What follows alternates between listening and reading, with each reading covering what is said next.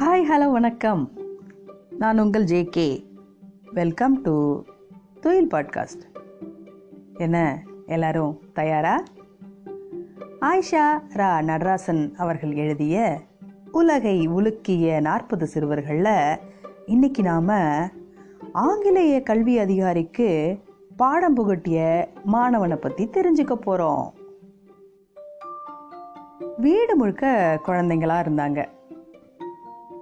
அவங்களில் சுபாஷ் ரொம்ப வித்தியாசமானவன். அவன் அதிகம் பேச மாட்டான்.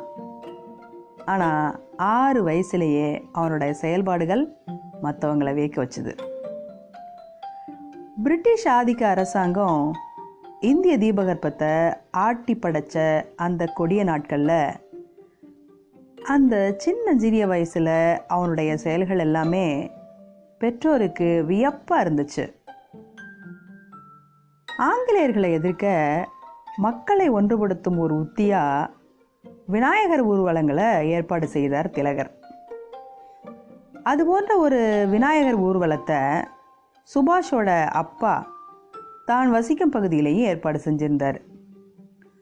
விநாயகர் சிலையை கடலில் கரைக்கும் அந்த நாள் காலையில் எங்கே தேடி பார்த்தும் சுபாஷை காணலை. அப்படி அவன் எங்கே தான் போனான்? தன்னோட குட்டி சகாக்களோட சேர்ந்து அவன் செஞ்ச வேலை என்ன அப்படிங்கிறத சில மணி நேரத்துக்கு பிறகு தெரிஞ்சுக்கிட்ட சுபாஷோட அப்பாவும் அந்த பகுதி பெரியவங்களும் அசந்து போனாங்க. விநாயகர் ஊர்வலத்தின் போது மக்களை அடித்து உதைக்கிறதுக்காக திட்டமிட்டிருந்த கர்சன் பிரபுவுடைய காவலர்கள் இருந்த இடத்துக்கே சுபாஷ் தலைமையிலான சிறுவர் டீம் ஒன்று நுழைஞ்சுது. தைரியமாக அவங்க இருப்பிடத்துக்கே நுழைஞ்ச அந்த டீம் என்ன பண்ணாங்க தெரியுமா? அங்கே இருந்த குதிரைகளை அவிழ்த்து விட்டாங்க. அப்புறம் அவங்க கையில் கிடைச்ச லத்தி, கம்பு, துப்பாக்கி எல்லாத்தையும் தூக்கிட்டு வந்துட்டாங்க. அந்த ஊரில் பெரிய மனுஷரான சுபாஷோட அப்பா கொஞ்ச நாள் கழித்து இது எல்லாத்தையும் திரும்பவும் காவல் நிலையத்தில் ஒப்படைச்சார். சுபாஷ் ஆரம்ப பள்ளி படிக்கும்போது அவனோட பள்ளிக்கு வெள்ளைக்கார ஆய்வு அதிகாரி ஒருத்தர் வந்திருந்தார்.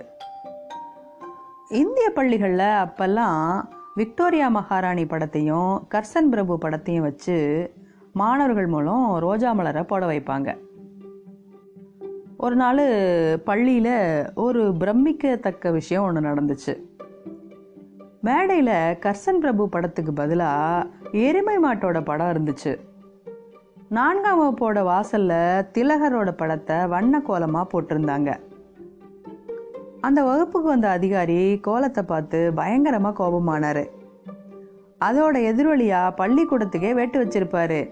ஆனால் அது செஞ்சது நான் தான்னு அந்த வீர சிறுவன் சுபாஷ் ஒத்துக்கிட்டான். அதுக்கான தண்டனையும் பெற்றான்.